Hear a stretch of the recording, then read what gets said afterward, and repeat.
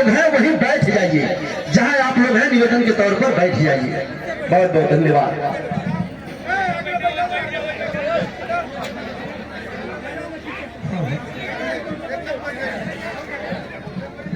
बोलो गुरुदेव भगवान की जय।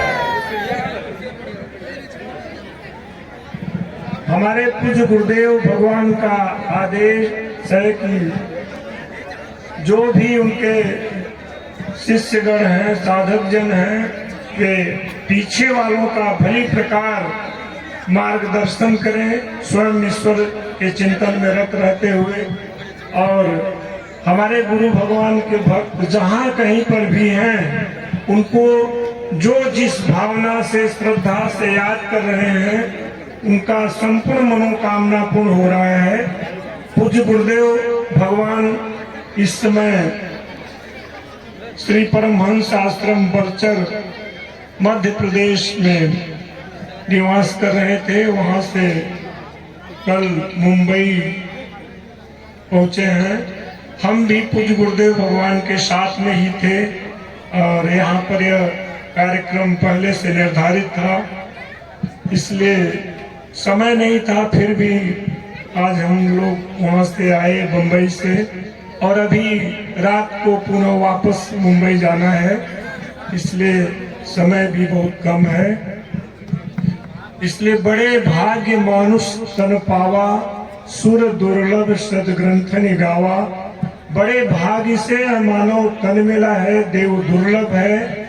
इस मानव तन के जीवन की सार्थकता इसी में है कि हम अपने सदगृहस्थ आश्रम में रहते हुए अपने दायित्व का निर्वहन करते हुए, हमारा जो दायित्व है समाज में, हम जो कुछ भी कर रहे हैं, परिवार की सेवा, बंधु बांधव, जितना भी हमारा गृहस्थ आश्रम में कर्तव्य है, उन कर्तव्यों का निर्वहन करते हुए हम प्रभु का नाम अवश्य लें। जैसा कि गायक जन लोग भी किसी न किसी अवस्था में प्रभु के नाम का गुणगान करते हैं और उनका गायन करना सिखलाते हैं, उसी तरह से हमारे महापुरुष जन, संत जन उस कल्याण का मार्ग बताने के लिए तत्पर हैं, हमेशा हैं। उन पथ पर चलने के लिए हमारे अंदर पात्रता होना चाहिए। वह पात्रता है श्रद्धा का, भाव का, विश्वास का, समर्पण का। जे संबल श्रद्धा रहित नहीं संतन कर साथ, अर्थात जिसके पास श्रद्धा का संबल नहीं है, जो संतों का संग नहीं किया है, उसके लिए यह पथ कठिन है, दुरूह है। किंतु जब हम ऐसे महापुरुष की शरणागति अपना लेते हैं, टूटी फूटी सेवा में संलग्न हो जाते हैं, तो वह साधन पथ हमारे लिए बहुत ही आसान हो जाता है। क्योंकि अन्य योनियां केवल भोग भोगने के लिए है। मनुष्य योनि ही एक ऐसी योनि है जो कर्माणि बंधिन मनुष्य लोके। जिस तरह का हम कर्म करते हैं, जिस कर्म में लगे हुए हैं, यदि हम रात दिन बुराई में लगे हैं, निरंतर हम बुराई की ओर अग्रसर हैं, तो पुनरपि जननम पुनरपि मरणम इस परिधि में ले जाने वाला होता है। और उसको छोड़कर हम ऐसे महापुरुषों, संतों की वाणी का श्रवण करते हुए सन्मार्ग पर हैं, तो हम उत्तरोत्तर उन्नति की ओर अग्रसर होते हैं, पूरे कर्म के भागी बनते हैं। भगवान कृष्ण का कथन है कि जिस पुरुष के द्वारा मन सहित इंद्रियां जीत ली गई हैं, उसके लिए उसी का आत्मा मित्र है, मित्रता के रूप में बरतता है, परम कल्याण कारक होता है। और जिस पुरुष के द्वारा मन सहित इंद्रिय नहीं जीती हुई है, उसके लिए उसी का आत्मा शत्रु है, शत्रुता के रूप में बरतता है, बारंबार अधम योनियों का कारण बनता है। इन सब से बचने का मार्ग हमारे महापुरुष जन प्राचीन काल से बताते चले आ रहे हैं। शैले शैले न माणिक्यम मौक्तिकम न गजे गजे, साधव नहीं सर्वत्र चंदनम न बने बने। किंतु सभी पर्वत पर माणिक्य नहीं पाया जाता है, सभी जंगल में चंदन का वृक्ष नहीं मिलता है, उसी तरह से महापुरुष जन हैं, किंतु कुछ एक बिरले महापुरुष हैं। ऐसे महापुरुष को हम कैसे पहचाने, कैसे उनको पहचानने का क्या तरीका है? क्योंकि यहाँ से हम काशी का यदि मार्ग तय करते हैं तो बहुत से हमें मार्गदर्शक गुरु मिल जाएंगे जो हरई न शोक शिष्य धन हरई, सो गुरु घोर नरक मह परई। किंतु वास्तविक दुख का हरण करने वाले गुरु तो कोई बिरले ही होते हैं। तो ऐसे गुरु की पहचान क्या है? तो बताया कि गुकारम च गुणातीतम रुकारम रूप वर्जितम, गुणातीत स्वरूपम च योदध्यात् गुरु स्मृतम। गु शब्द रूपातीत को, गु शब्द गुणातीत को, रू शब्द रूपातीत को प्रकट करता है। गु माने प्रकाश, रू माने अंधकार, जो हमें अंधकार से उबार कर उस शाश्वत शांति प्रकाश पुंज की ओर अग्रसर करा देता है, जो हमें शांति प्रदान करता है। ऐसे हैं सदगुरु। उन गुरु को हम कैसे पहचाने? तो एक बार भगवान शंकर से मां पार्वती ने पूछा कि भगवान या अज्ञानी जड़ जीव किस माध्यम से, किस उपाय से इस भगवत पद की दूरी को तय कर सकता है? तो भगवान शंकर ने कहा, मां पार्वती तूने बहुत ही उत्तम प्रश्न किया समाज के हित का। तो भगवान शंकर ने बताया एक ही उपाय है, एक ही तरीका है। बताया कि ध्यान मूलम गुरुर मूर्ति, पूजा मूलम गुरुर पदम, मंत्र मूलम गुरुर वाक्यम, मोक्ष मूलम गुरु कृपा। ध्यान के लिए गुरु महाराज की मूर्ति सबसे श्रेष्ठ बताई गई है। जैसा कि ध्यान का विधान है, जिस तरह का व्यक्ति होता है, अच्छा व्यक्ति बुरा व्यक्ति, उस तरह की भावना हमारे अंदर आ जाती है।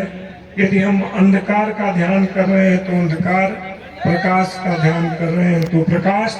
इसलिए हमें ध्यान करना है ऐसे ज्वलंत महापुरुष सदगुरु का, जो स्वयं अपना कल्याण कर चुके हैं, कल्याण स्वरूप में स्थित हैं। वे ही हमारे मार्गदर्शक बन सकते हैं।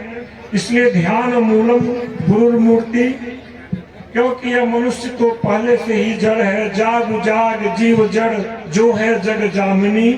इसलिए हमें ऐसे ज्वलंत महापुरुष सदगुरु का ध्यान करना है। जब हम उनका ध्यान करते हैं तो उनके अंतराल में जो कुछ भी वैभव है, विभूति है, ऐश्वर्य है, वह क्रमशः धीरे धीरे हमारे अंदर आती जाएगी। इसलिए ध्यान मूलम गुरुर मूर्ति, पूजा मूलम गुरुर पदम। पूजा के लिए गुरु महाराज का चरण कमल सबसे श्रेष्ठ बताया गया।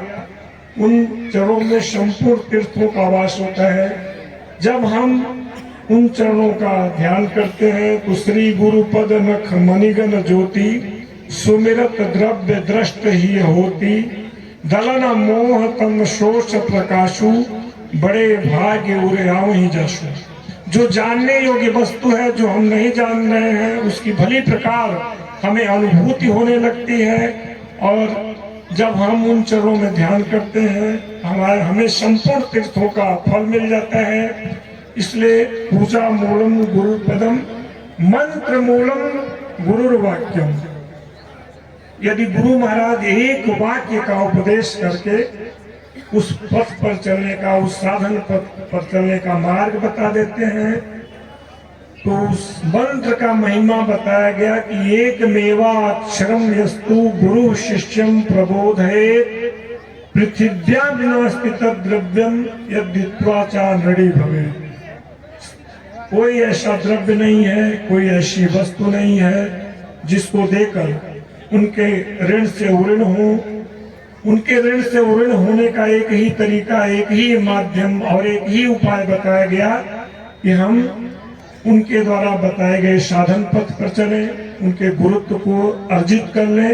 तो मंत्र मूलम गुरुर वाक्यम। हमारा मन जो बाय संसार में विषयों में रात दिन भाग दौड़ कर रहा है, जब हम उनके द्वारा बताए गए मंत्र का जाप करते हैं तो हमारा मन अंतर्मुखी हो जाता है। इसलिए मंत्र मूलम गुरुर वाक्यम, मोक्ष मूलम गुरु कृपा।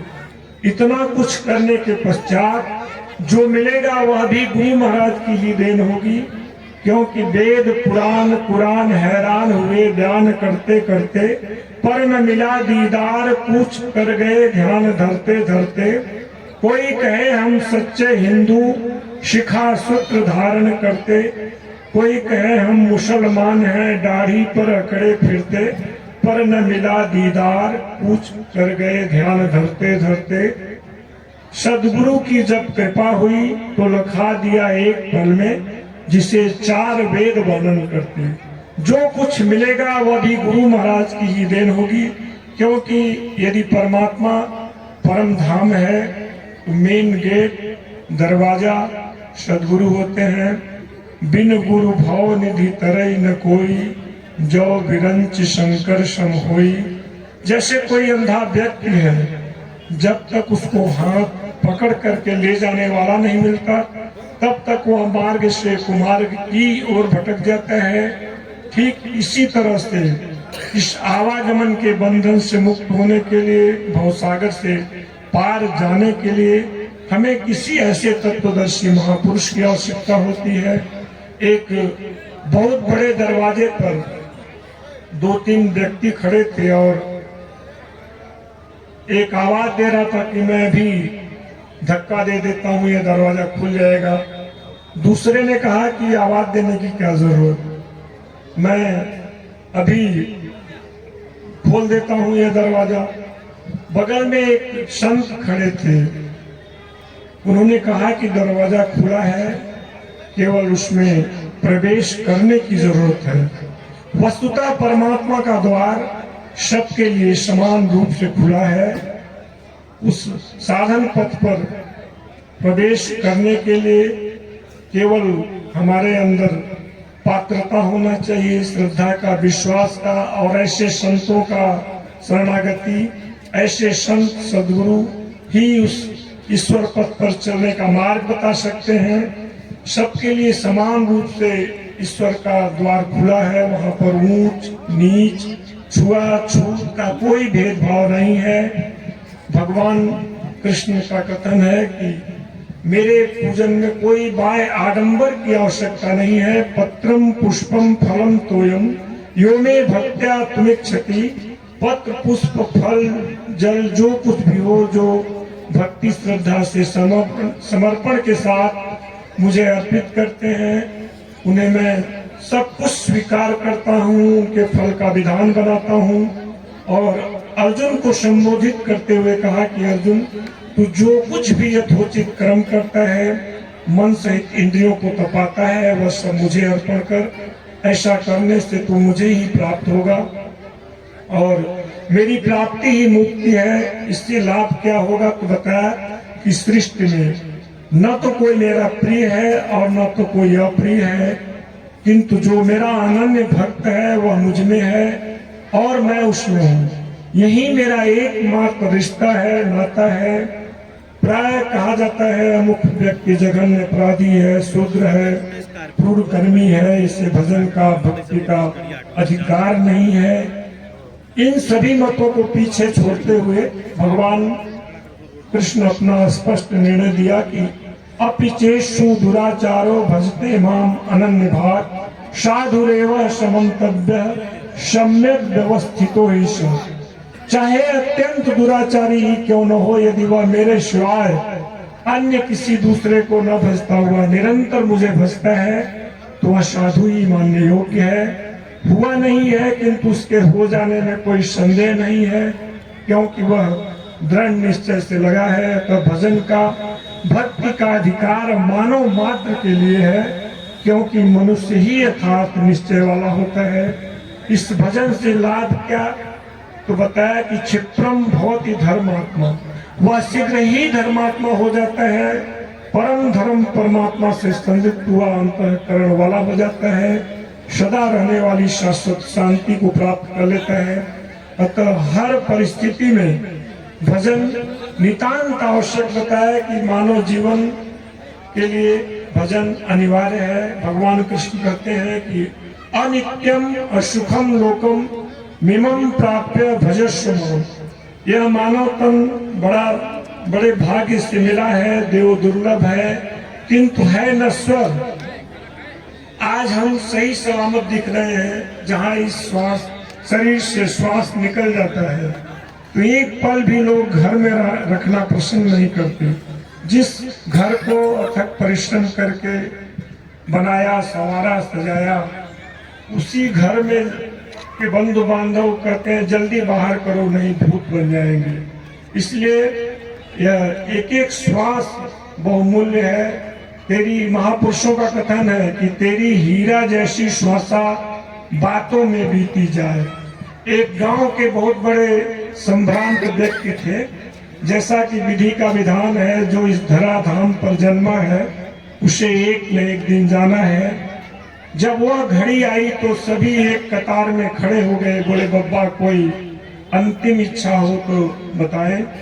तो बोले हमने जो कुछ भी अथक परिश्रम करके कमाया, उन लोगों का भरण पोषण किया, थोड़ा सा उस धन के प्रभाव से थोड़ा सा श्वास खरीद के ले आओ, जिससे हम और समय तक जीवन बिता सके तुम लोगों के बीच में। तो सबने एक स्वर में कहा ये संभव नहीं है। इसीलिए महापुरुषों का कथन है कि तेरी हीरा जैसी श्वासा बातों में बीती जाए। हर हमारा श्वास अमूल्य है, उसका कोई मूल्य ही नहीं है। इसलिए मानव जीवन की सार्थकता ही इसी में है कि हम अपने कर्तव्यों का निर्वहन करते हुए, अपना ड्यूटी में रत रहते हुए प्रभु के नाम को हमेशा लेते रहें। कर्म एक आराधना जय विधि रीझे राम, सो करता कर्मी करे पल पल पलटत नाम। प्रायः सुख सुविधा में जीवन व्यतीत करने वाले लोगों के मन में तर्क आता है कि हम क्यों भजन करें, हमें क्या कमी है, सारी सुख सुविधाएं उपलब्ध है। किंतु यही कारण है कि हमारे भजन हर मानव के लिए उतना ही अनिवार्य है जैसे पानी है। उसे हम लाख भला बुरा कुछ भी कहें, अंत में उसकी शरण जाना होता है, क्योंकि जल ही जीवन है। हमारे भारतवर्ष की संस्कृति परंपरा सबसे महान है और इसी के विपरीत पाश्चात्य देशों की सभ्यता है कि जब तक इंद्रियां सक्षम रहती हैं, भोगों में लिप्त रहते हैं, जहाँ इंद्रियां शिथिल हुई माया मिली न राम। किंतु हमारे भारतवर्ष की संस्कृति महान, सबसे विश्व में महान बताया गया। यहाँ देखा गया है कि कोई कैसा भी व्यक्ति होता है, अंतिम समय आते आते उसके मन पर मस्तिष्क पर आता है कि अब चिट्ठी आती चले जाते। इसी अवधानी को भगवान कृष्ण ने गीता में दर्शाया है कि ओम मित्ते का अक्षर ब्रह्म व्याहरण माम नुस्मरन यह प्रयाति त्यजन देह शयाति परमाम गतिम। ओम जो उस अक्षय ब्रह्म का परिचायक है, जो उसका जाप करता हुआ और मेरा ध्यान करता हुआ शरीर का त्याग कर जाता है, वह प्रायः मेरी ही योनि को प्राप्त होता है। बहुत ही सुगम मार्ग दर्शा दिए कि जन्म भर हम मौज मस्ती उड़ाएं, अंतिम समय आएगा तो भगवान को याद कर लेंगे, किंतु ऐसा नहीं होता। आगे सावधान किया कि यम यम वापी स्मरण भावम त्यजत्यन्ते कलेवरम तम तमे वेति कौन्तेय सदा तद भाव भाविता। कि जो कुछ भी हम रात दिन कर रहे हैं, जिसमें हमारा मन मस्तिष्क लगा है, वही बात अंत में हमारे मन पर मस्तिष्क पर छा जाता है और चाह करके भी हम प्रभु का नाम नहीं ले पाते। तो कैसे हम एक साथ भगवान का भजन भी करें और युद्ध भी करें। तो आगे बताया कि अभ्यास योग युक्तेन चेतसा नानिगामिना परमम पुरुषम दिव्यम याति पार्थ निचिंतन। भली प्रकार योग का अभ्यास करते हुए और मेरे परायण होकर के मेरे चिंतन में लग। वस्तुतः जब हम सबोर से मन को एकाग्र करके एक प्रभु के चिंतन में भजन में प्रवृत्त होते हैं, तो माइक प्रवृत्तियां बाधा के रूप में उभर करके सामने आती हैं। काम, क्रोध, लोभ, मोह, इन माइक प्रवृत्तियों पर विजय प्राप्त करना ही सच्चा युद्ध है। और इस पर विजय तभी हासिल हम कर सकते हैं जबकि हमारे ऊपर ऐसे संत सदगुरु की छत्र छाया हो, उनका वर्धंस हो, उनकी कृपा हो, और तभी हम इन सब से उबर करके उस कल्याण के पथ पर अग्रसर हो सकते हैं। क्योंकि जितनी भी विजातीय प्रवृत्तियां हैं हम पर हमला करने के लिए तत्पर हैं। कामः क्रोधश्च लोभश्च देहे तिष्ठन्ति तस्करा ज्ञान रत्नापहाराय तस्मात् जागृत जागृत। महापुरुषों का कथन है, इस शरीर में 3 प्रकार के चोर, काम, क्रोध, लोभ निरंतर ज्ञान रूपी रत्न का अपहरण करने के लिए विद्यमान है। थोड़ा सा भी हमसे असावधानी हो जाने पर हम पर हमला करने के लिए तत्पर हैं। इसलिए उन महापुरुषों ने दर्शाया, आदेश दिया कि जागो, अवश्य जागो, अपने स्वरूप को पहचानने की कोशिश करो। क्योंकि जन्म दुख, जरा दुख, जाया दुख, पुनः पुनः संसार सागर दुख, तस्मात् जागृत जागृत। इस संसार में जन्म लेना दुख है, जरावस्था दुख है, वृद्धावस्था दुख है। इसी तरह से सारा संसार दुखमय है। सुख है एक ईश्वर चिंतन में, एक ईश्वर भजन में, सत हरि भजन, जगत सब सपना।